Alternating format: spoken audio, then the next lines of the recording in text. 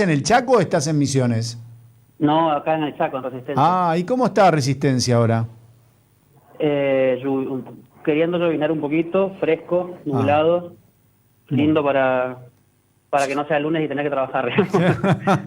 O sea, que a los que Sí. están en cuarentena, porque la provincia está bastante complicada con el tema de coronavirus, pero ¿cómo sigue la vida en el Chaco? Y nosotros estamos todavía bajo un régimen de aislamiento obligatorio, perdón. Estamos en el top 3 de la provincia, digamos, con mayores casos. Ujú. Todavía sigue muy fuerte la situación, no se relajó para nada, salvo los últimos días que hubo un poco un descenso en la cantidad de contagios, pero somos una provincia que tiene más de 1.100 contagios, acumulamos 61 fallecidos. Todavía no hay ningún tipo de flexibilización, salvo algunas cuestiones muy puntuales que están permitiendo, por ejemplo, a los comercios empezar a abrir en horarios determinados y con una serie de requisitos para atender al público. Así que todavía, a diferencia de provincias como Misiones, de hecho, por Ujú. ejemplo, todavía estamos con un esquema de aislamiento obligatorio porque no hay señales todavía, o por lo menos las últimas semanas no se ha mostrado ningún tipo de indicio de un relajamiento de la situación en términos de contagio. Claro, muchos se preguntan qué pasó en el Chaco, porque acá en Misiones o en Formosa hablamos de la benevolencia del clima, el sol, las altas temperaturas, pero el Chaco también tiene temperaturas similares o más elevadas que en la provincia de Misiones. Tiene menos Sí, cantidad de habitantes. ¿Cuáles fueron los factores para que la cosa se disparara allí y hoy cuenten con 71 muertos y más de 1.000 casos? y en un principio hubo una especie vamos a llamarlo negligencia, ¿no? En el Ujú. sentido de que cuando empezaron a ocurrir los casos, de hecho, se identificó el caso cero en su momento de personas que han venido del exterior. Se realizó como una especie como de cadena de contagio, ¿no? Que no fue controlado y que eso derivó en la primera disparada de casos. Allá estamos hablando del mes de marzo, ¿no?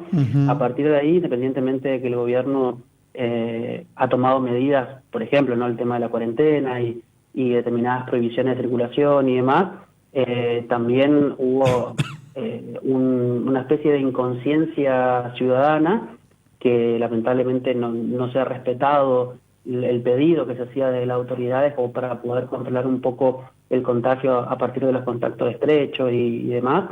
Llegamos a tener casos de circulación viral, digamos, producto de eso.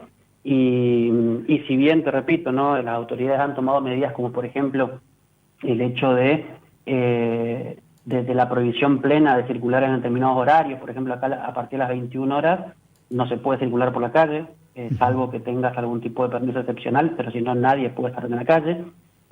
También se implementó medidas como, por ejemplo, que las personas que estén incumpliendo, que estén en la calle en cualquier horario y que no tengan justificación alguna, la policía tomaba medidas y se le iniciara una causa. Bueno, ya tenemos 18.000 personas con causas judiciales a partir de eso, Ujú. y lamentablemente no se ha podido instalar esa conciencia ciudadana como para poder ayudar en el tema.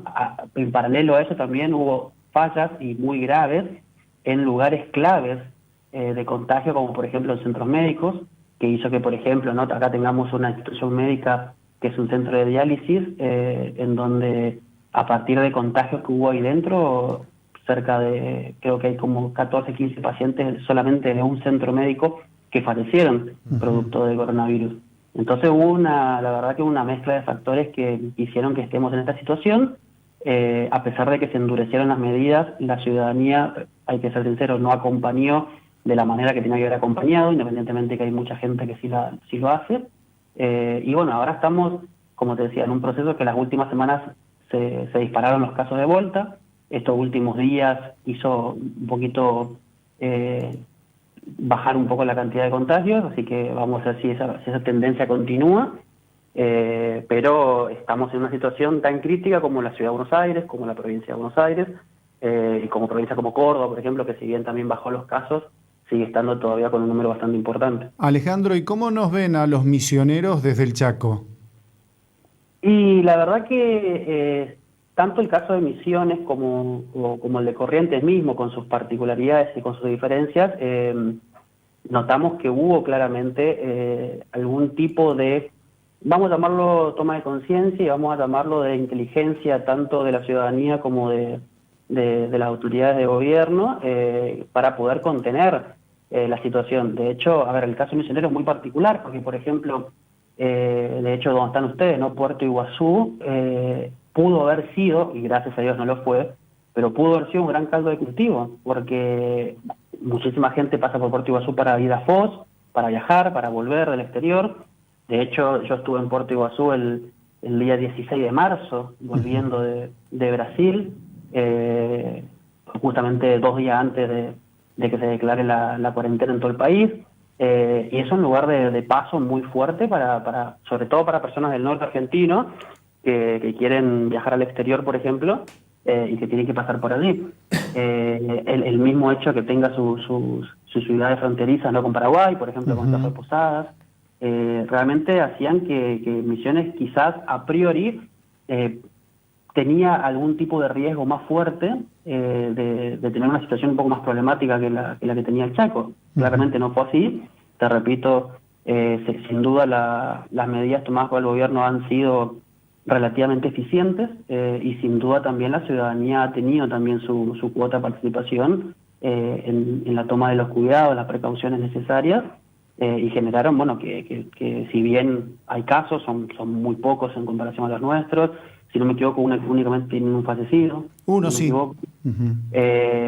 Y bueno, claramente hubo, te repito, una combinación de esos dos factores que por lo menos para mí son los fundamentales y que hicieron que estén en una situación mucho más tranquila, por decirlo de alguna manera, que la nuestra. El mismo caso correntino, ¿no?, que también tuvo un pico de contagios en un momento y que después estuvo prácticamente una semana o 10 días sin contagio diario, ¿no? Así que yo creo que, por un lado, la inteligencia en la toma de decisiones, porque el hecho de tomar muchas medidas no significa que sean las adecuadas, ¿no? Entonces, claro, eso es un punto. Y también, sin duda, que me parece lo más importante todavía, que la ciudadanía ha actuado de un modo diferente como para cuidarse a uno y que, naturalmente, eso repercute, ¿no?, en la cadena de cuidados que generan de que no haya un nivel de contagio como lo que tenemos acá.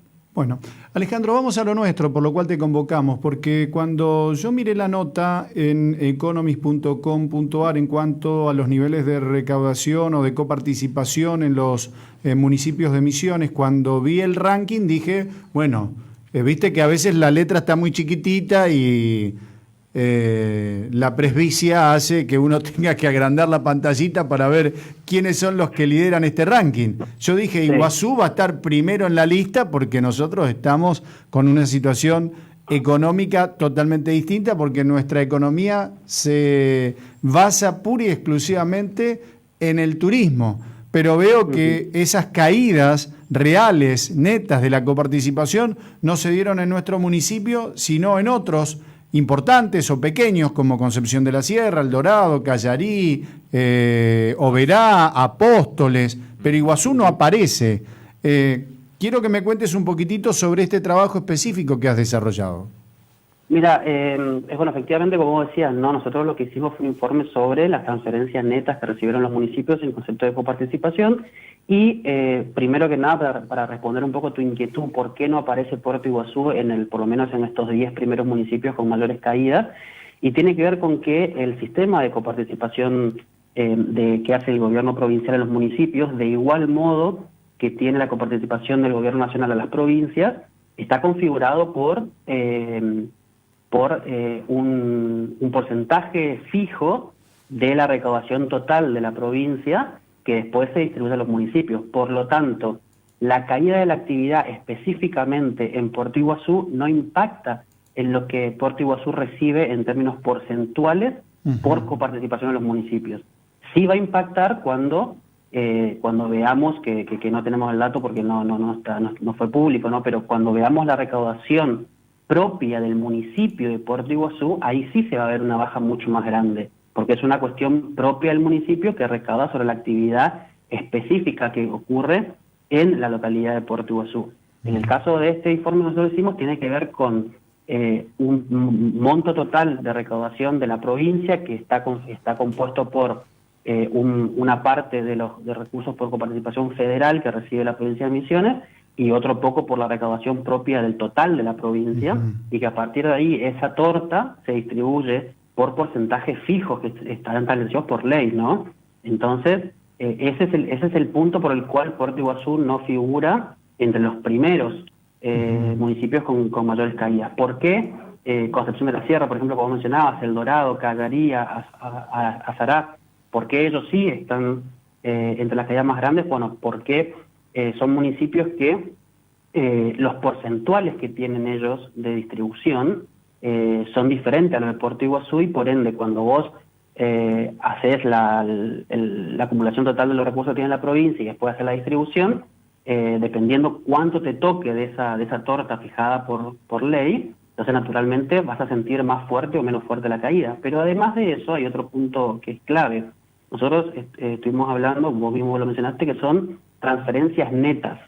Nosotros en el informe hicimos la diferenciación. Por un lado están las transferencias brutas y por otro las netas. Las transferencias brutas son las que vos, cuando te decía esto, ¿no? En la provincia de Misiones dice, bueno, tenemos para repartir a los municipios un total de, supongamos, 100 millones de pesos, vamos a suponer, ¿no? Entonces, bueno, ahí se aplican los porcentajes de distribución. Entonces a Puerto Iguazú le va a tocar el 10%, supongamos, ¿no? Significa que van a recibir 10 millones de pesos.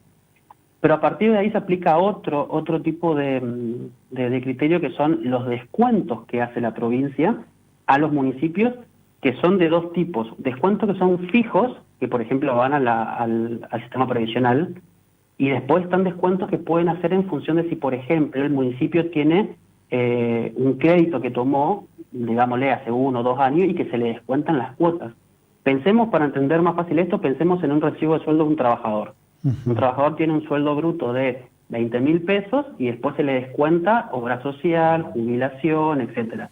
Y además de ese descuento, puede ser que un trabajador también tenga algún descuento que no tiene otro, porque es un descuento de, por ejemplo, el pago de la cuota gremial, si es que está afiliado a un gremio, el pago o la devolución de un adelanto de sueldo, por ejemplo, que también figura en el recibo de sueldo. Bueno, esas diferenciaciones son las que hacen de que cuando vemos las transferencias netas, es decir, lo que efectivamente ingresó a la cuenta del municipio, sea más fuerte en un caso o menos fuerte en otro caso. Eso quiere decir que el municipio no está embagallado en deudas con la provincia.